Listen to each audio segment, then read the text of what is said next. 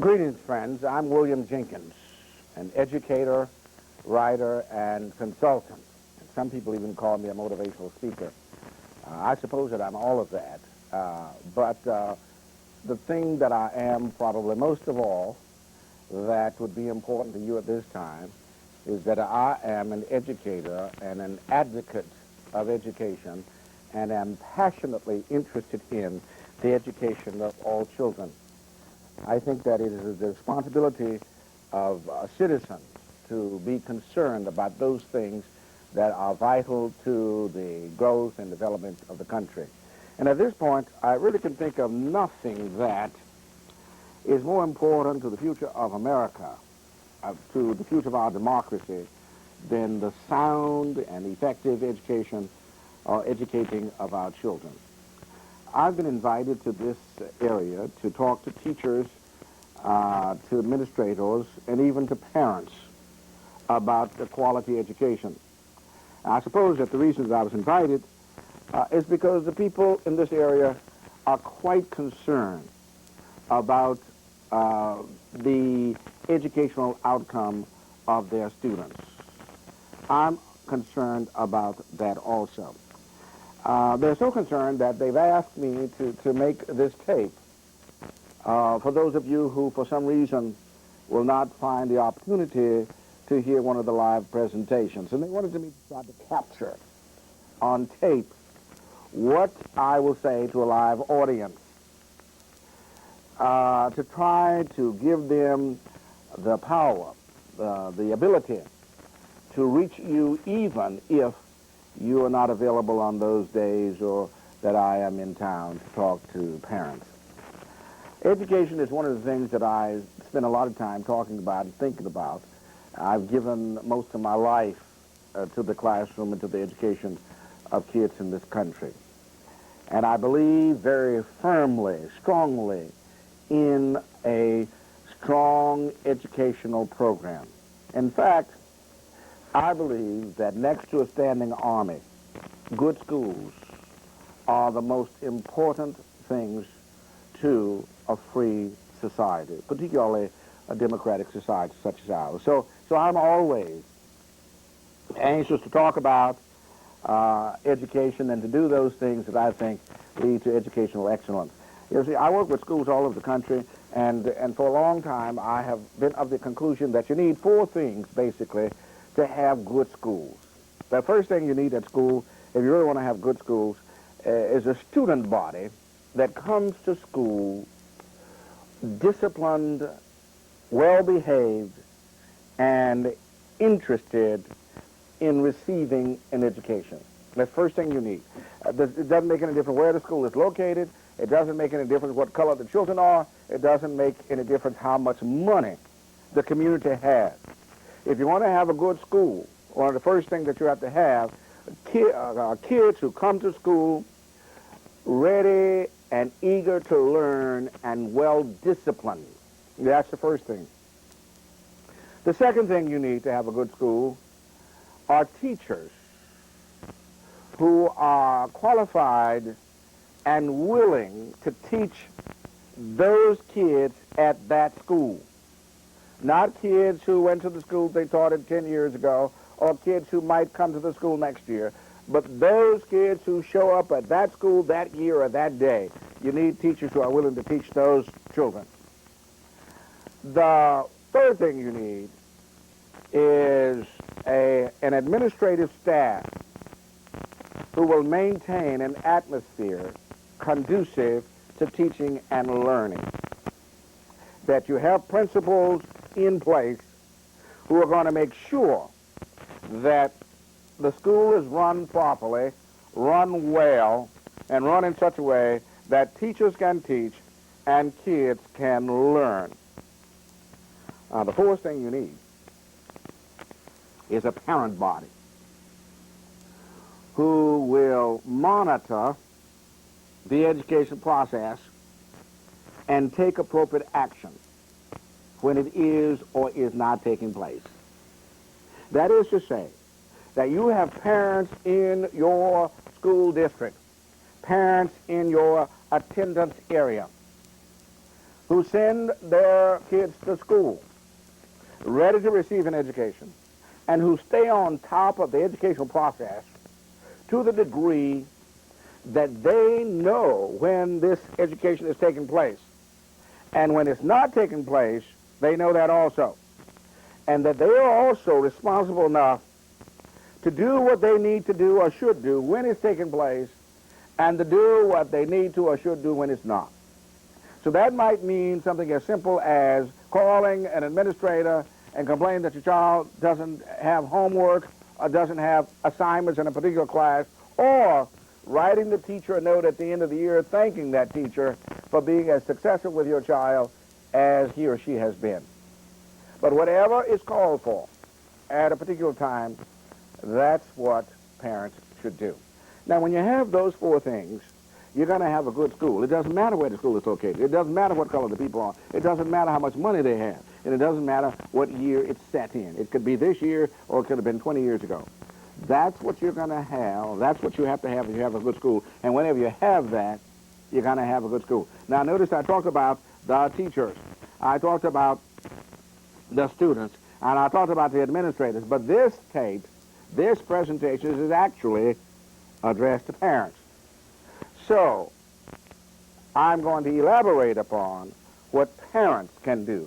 What parents can do to help have the educational outcome for their children that they say they want. All parents should be involved in the education of their children. And I'm sure that you've heard time and time again about parental involvement. And some people say, well, I don't have time to be involved.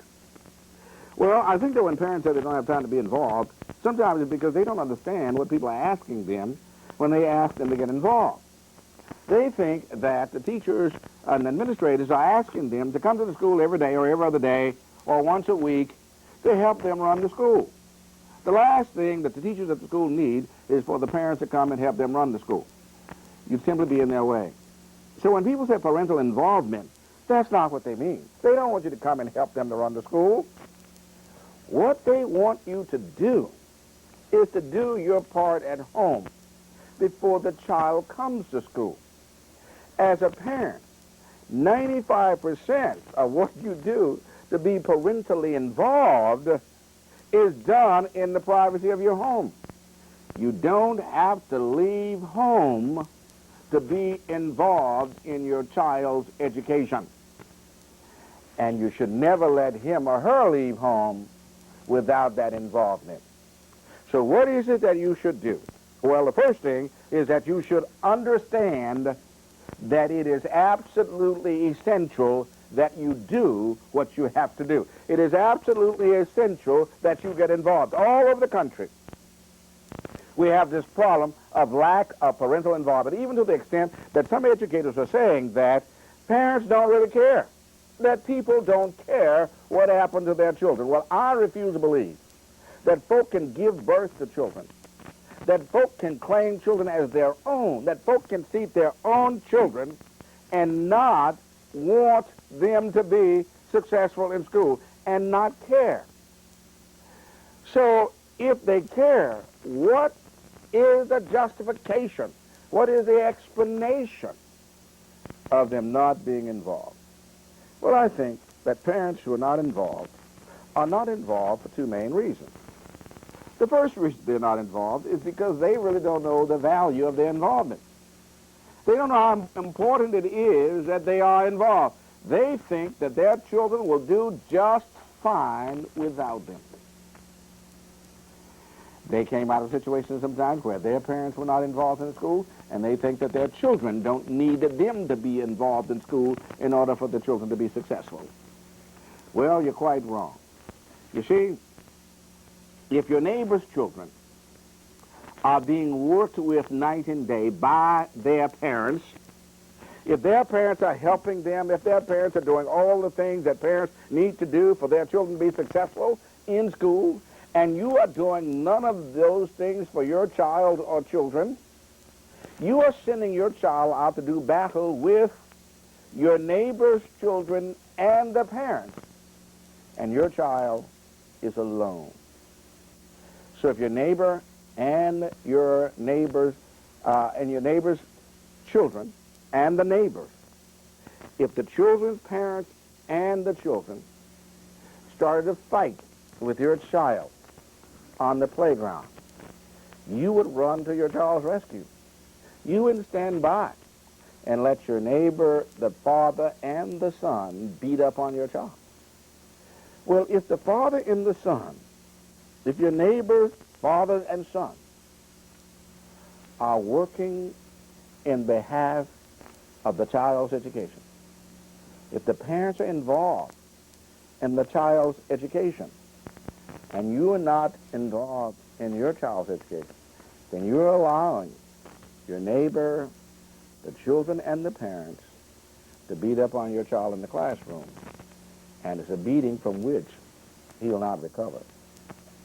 So, dispel this notion that your child is going to do just as well without your involvement. He or she is not. The second reason that parents might not get involved is because they don't know how. And they think that they have to be well educated themselves, and they are intimidated by the school. Well, as a classroom teacher, I wonder sometimes, what is it about me that scares people? Your teachers, the teachers of your children, are ordinary citizens from ordinary backgrounds, just as you. They are concerned with the same things about which you are concerned, and they have children just as you do, and some of their children are not the best students in the world, and they are struggling with all of the same things that you are struggling with. They're just ordinary people. So when you go to the school to meet with a teacher, you are meeting with somebody who is a regular human being who has basically the same problems and concerns as you have and want your child to be successful. So you can get involved in a very, very meaningful way to help your children be successful in school. And there is no real reason why you shouldn't. And there is nothing preventing it. So once you decide to get involved, there are certain things that you need to do. One of the things that you need to do is that you need to make sure that your child goes to school with the right attitude. You see, all of us need to become homeschoolers. Every parent needs to consider homeschooling. Now, when educators in the public school hear the word homeschooling, they say, oh, no, don't take the kids out of our school and homeschool them. That's terrible. Well, every child is homeschooled. Every child is homeschooled. You, as parents, are your children's first teachers. You're homeschooling them. So if you send them to school with attitudes that are so bad that the teachers cannot help them, you have homeschooled them. The degree to which you are effective in your homeschooling will be the degree to which the teachers can be successful in the classroom. So your first job is to homeschool your children and to send them to school with the attitudes that are compatible with the teacher's efforts. To send them to school with attitudes that will lead to success in school. The attitude that the school is a friendly place, that the teachers are there to help them, and that you and the teacher work together. You all are on the same team, and you want basically the same thing, the best educational outcome for your child.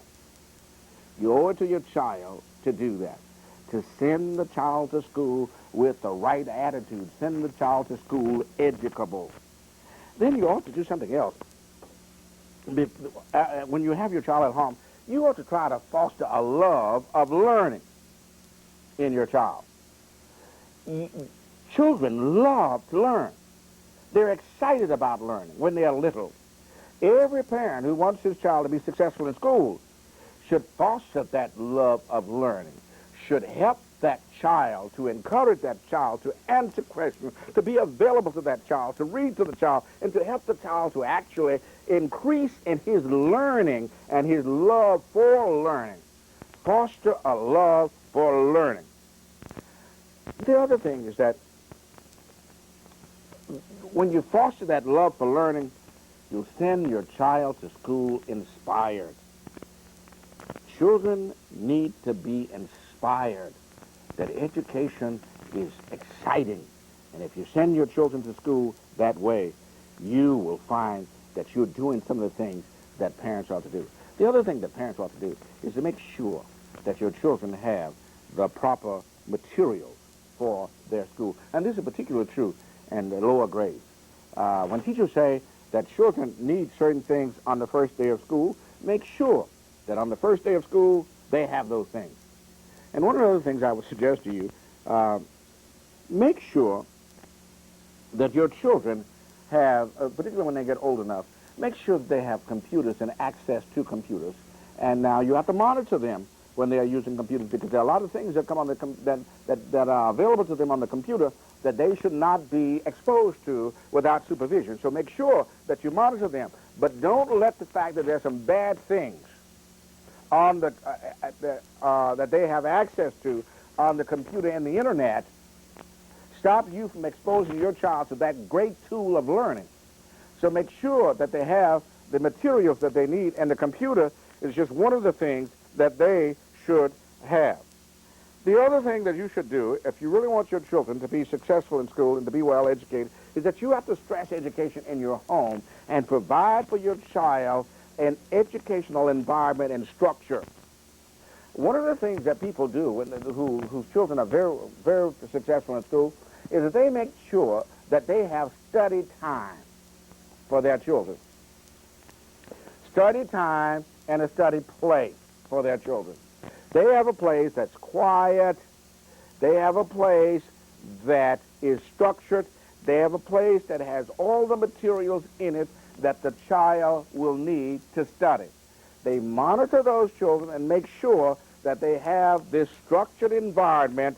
They have computers there. They have dictionaries there. They have encyclopedias there. They have proper paper and pens. They have all the things they need, and they have a time every day that they have to be in that place doing their work. And they have parents who meet them at the door and inquire of them after they say, I love you, did you have a good day at school? The parents say, where is your homework? What homework do you have? And this is particularly true for the younger kids. The parents say, what homework do you have? And the parents monitor and make sure that the children do their homework. This is particularly true for and necessary in the earlier grades. Make sure that you monitor your children and provide for them an educational structure. Now, the other thing is that you need to discipline your children. There was a time when teachers felt much more comfortable disciplining children than they do now. But because of all of the different groups in the schools and the different races and cultures and people having different ways of doing things, teachers don't feel as comfortable disciplining children now as they did in the past because of all the accusations that are levied against them, because of all of the fears and suspicions. So it's best if you send your child to school well disciplined. And give your child permission to learn from the teacher and to be led by the teacher. Teachers are in this profession because they care about kids. They care about the country, and they want every child to live up to his or her potential, and they want every child to be as successful as that child can be. The teacher wants that for your child. You are doing a disservice to your child if you don't help the teacher accomplish the aims of the teacher, which ought to be the aims of every parent, to have every child live up to those expectations. Now, when I was a teenager, my parents did not allow me to say anything bad in the house about teachers. They just didn't do it. They didn't say anything bad about teachers. They believed and knew for a fact that if they sat around at night saying bad things about the teacher, I would not listen as closely and as sincerely to the teacher the next day. So they didn't say anything bad about the teachers. Some of you came up in households like that, where you were not allowed to say anything bad about teachers. However, you sometimes say bad things about teachers in front of your children. You express suspicion about the teachers intentions of motives, and you sometimes suggest or may suggest to children that the teachers are not really interested in their success. Well, when you do things like that, you're only hurting your children. You are setting your children up not to listen as intensely as they should to the teachers.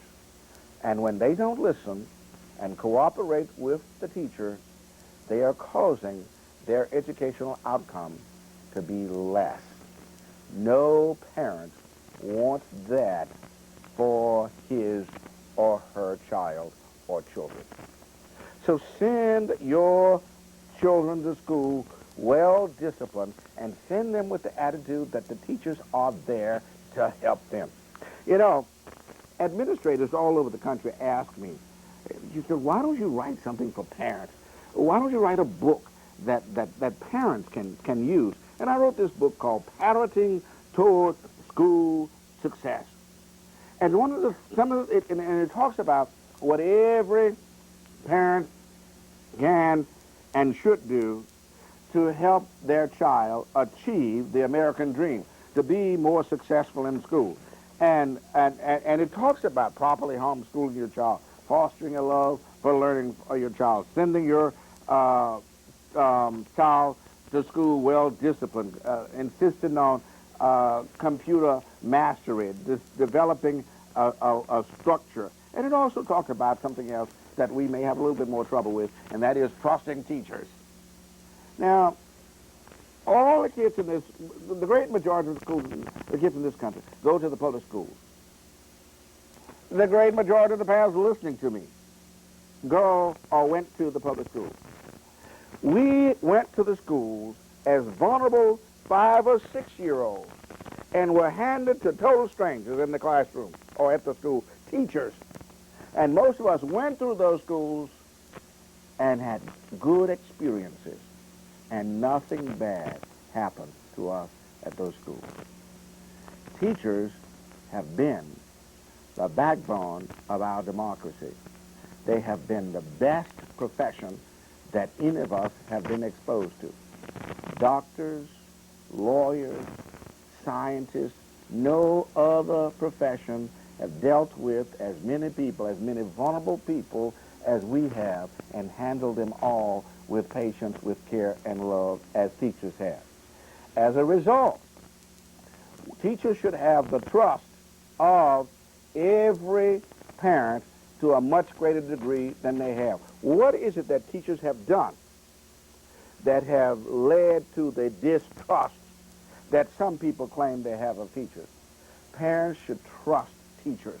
Of course, there are some teachers who have violated that trust, but in the end, the great majority of the teachers that we have in classrooms today are good, caring people who have the best interest of your child at heart, and you should trust and back that teacher. In the end, what this book tells you, and what everybody with common sense should tell you, is if you want your child to have a good education, the best education, you as a parent owe it to that child to participate, to get involved, to make sure the child has the materials that he or she needs, to make sure the child has the backing, to make sure the child knows that you care and care about his education, that you value education, and make sure that the child knows that you and the teacher are working together, that you trust the teacher, and the teacher depends upon you to be there for him. Make sure that your child knows that if there's a problem, that the teacher has the phone number to call you, and that you have the phone number to call the teacher. There is a letter in this book that I'd like to close this little presentation by reading to you. I wrote it as if I were a principal. And if I were a principal, this is a letter that I would want every parent to have in my school. And it says, as I close this, "Dear parents, as your child principals, I want to share with you some information that might help your child be more successful at our school. The children who are most successful in school are those whose parents are most involved in their education. The children whose parents are involved in their education have fewer discipline problems, fewer suspensions and expulsions, and fewer failing grades than do those students whose parents are not involved.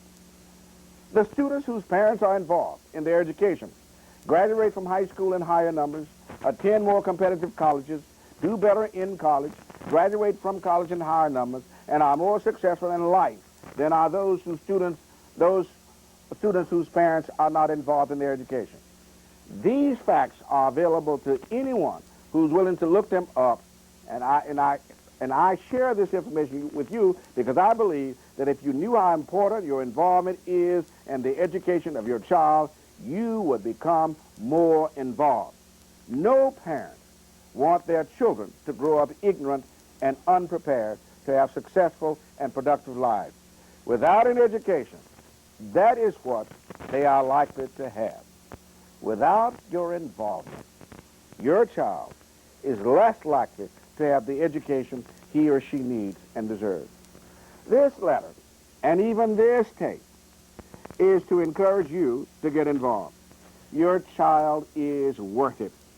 As an advocate for your child, I say to you that your child's life is in your hands.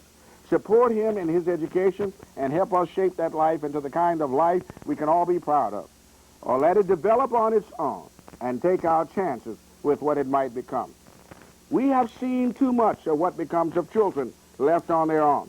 We do not even do that to our pets. Why would you do it to your child? The principal, teachers, counselors, and all of the people at school are doing everything they can to help your child have the best educational outcome that he or she can. What they need is for you, the parent of that child, to team up with them and work together so that your child and all of the children in the school and in the community can be as successful as they can be. And all of us working together will continue to preserve and perpetuate the greatest country in the history of civilization, this great America, with this great public education system. And if you do your part, and the teachers do their part, it will remain as great as it ever was. In fact, it will become even greater. I hope that you will take this message seriously, and I hope that you will tell your friends about it if they did not get a chance to hear it. The school needs you. We are actually looking for a few good parents. Thank you.